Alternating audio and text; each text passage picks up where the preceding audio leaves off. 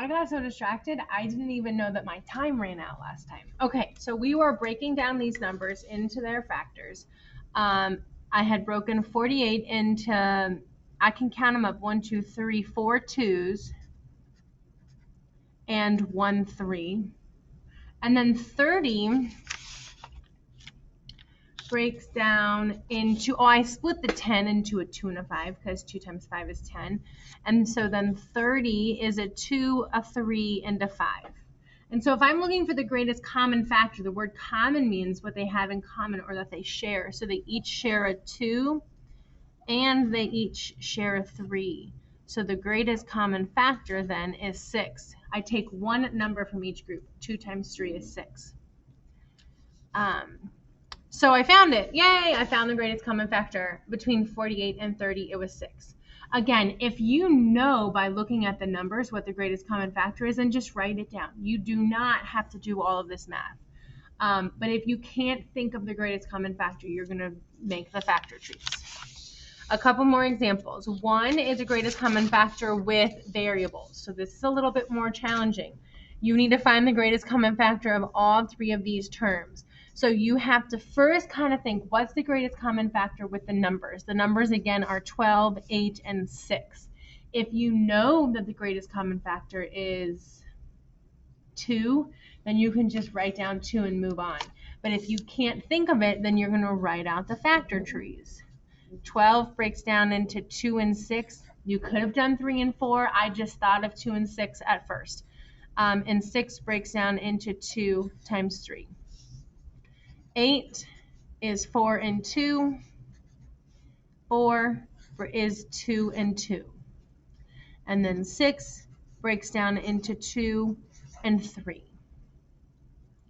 Okay, so now we're going to write out our factors. 12x to the 5th. 12 is 2 2s and 1 3.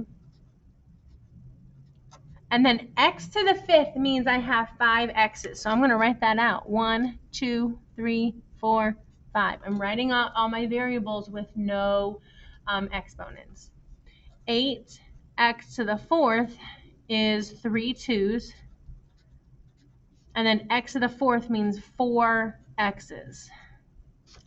And then 6x to the 3rd. 6 is 2 times 3. And then x to the 3rd is 3 x's.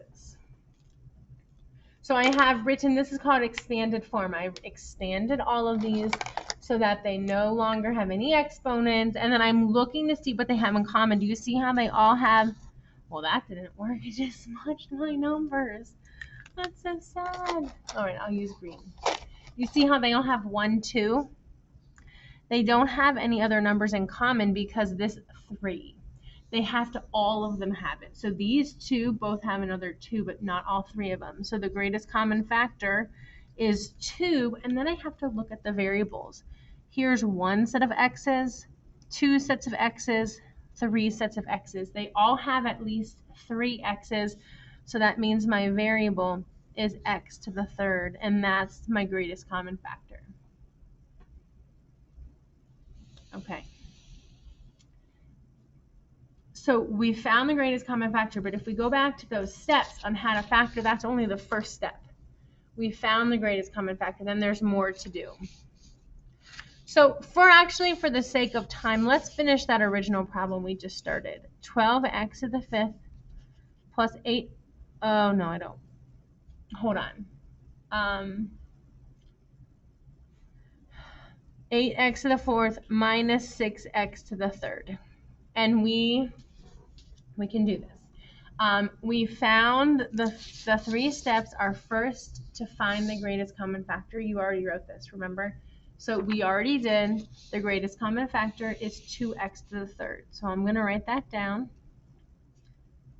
2x to the 3rd. And then the second step is to write the greatest common factor outside of the parentheses. So I'm going to write that outside of a set of parentheses. And I made my parentheses far apart because I know I have 3 terms. And then the last step is to divide.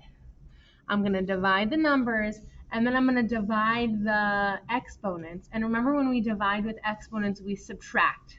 We really subtract the exponents. So 12 divided by 2 is 6.